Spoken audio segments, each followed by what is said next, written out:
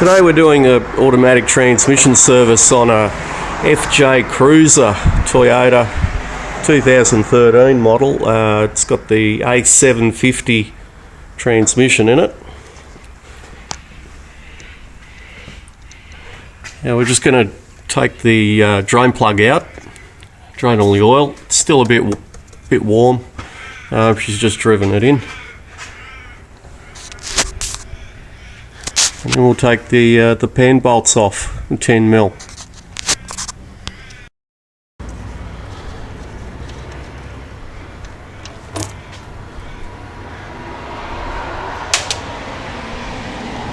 Oh, dropped the washer.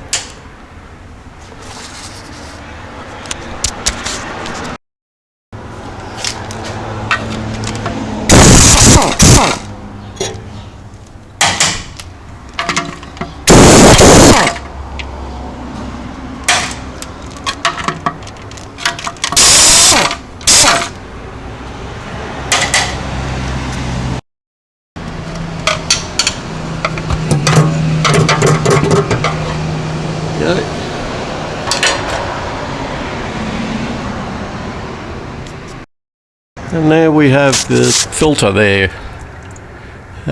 Take off 4 bolts and the filter will just come down. These here are the solenoids. And here's inside the pan. You can see the 4 little magnets to collect the fine metal that's floating around in there. You can see they're a little bit contaminated. And these ribs as well, they're supposed to collect any rubbish in them as well, just so it doesn't circulate through the transmission. Now I've just taken off the back 2 bolts and loosened the front 2 just so the oil drains out a little bit. It doesn't make a mess everywhere. It's also a little bit hot.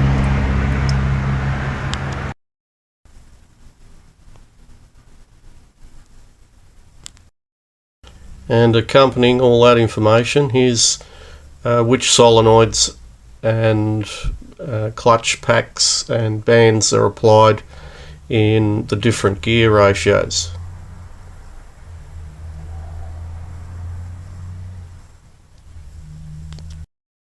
Here we've got the functions of the linear solenoids.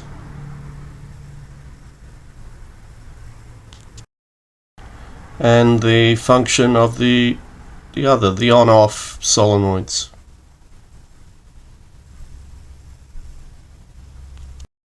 Now I'll just scrape the gasket away from the pan and then we'll give it a wash and buff it on the wire brush just to take all the little bits of the gasket that have remained on the pan rail there.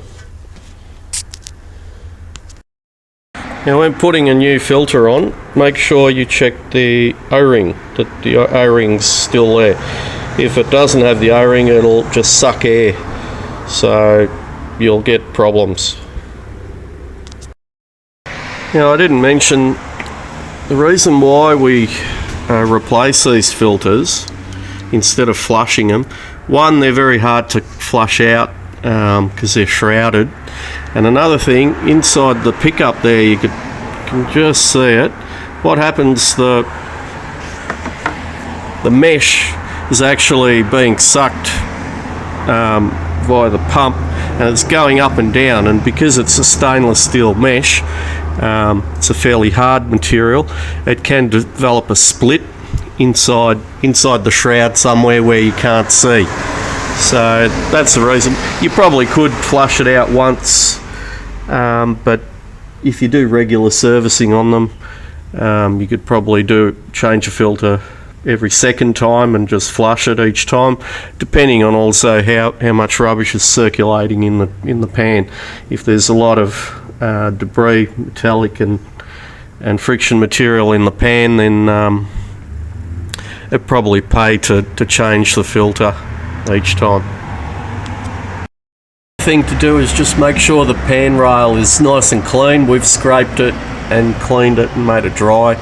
Because the gaskets are cork rubber, what happens if there's a little bit of oil somewhere on the pan rail, eventually the oil will weep through the gasket and just create an annoying oil leak problem. Now here's the cleaned pan. What I do is I put the magnets on these rails. You've just got the bottom of the magnet will be working as well. If it's flush up against here, then it won't be able to pick up any metal. So I just put them on the edge there. If the magnets are not in the way, it's okay. And here we've got the little filler tube that determines the height of the oil in the transmission. These have a plug on the side of the transmission. They're on the driver's side here in Australia. Over in the States and Europe, they're on the passenger side. But on the right hand side of the vehicle there'll be a plug, and you get the temperature to not above 45 degrees Celsius. I think it's 115 degrees Fahrenheit when you're filling it. Now it's good practice to put all the bolts in through the gasket before you tighten any of them up. That way you won't get a misalignment and the bolt ripping into the gasket. So we've done that, we've put them all on. The pan's still loose, and now we'll just tighten it up.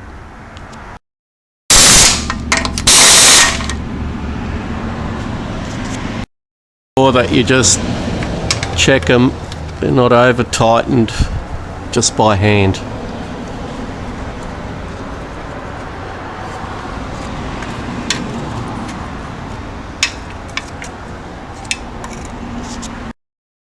Here's the driver's side of the transmission, and you can see the plug just up here. It's about halfway up the transmission on the extension housing. We nip that off. That's the filling where we fill it.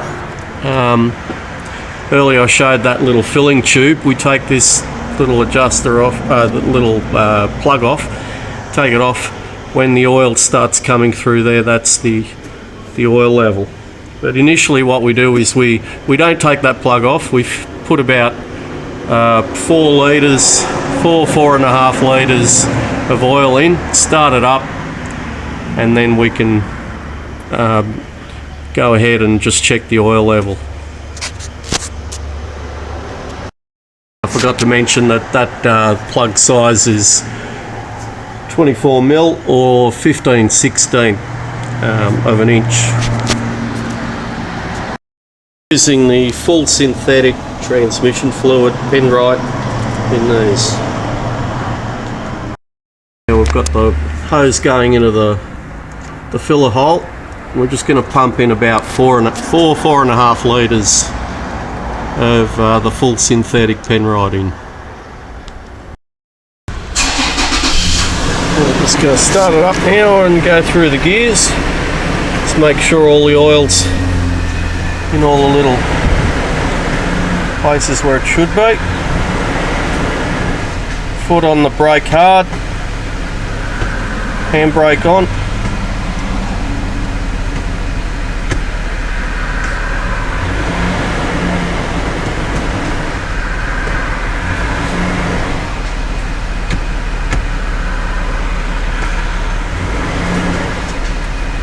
You can feel the engagement going through all the gears.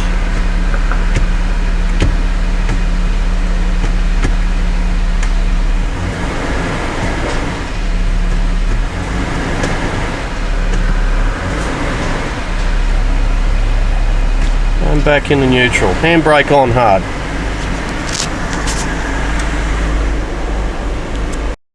.5 mil Allen key. Just loosened it. You can see the oil just coming out there now. No, still not enough. We'll just put a few more pumps in.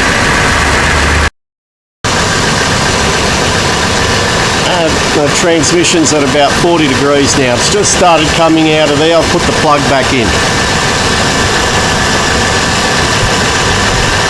Ended up putting in 6 litres. Okay, just need to tighten the oil level plug.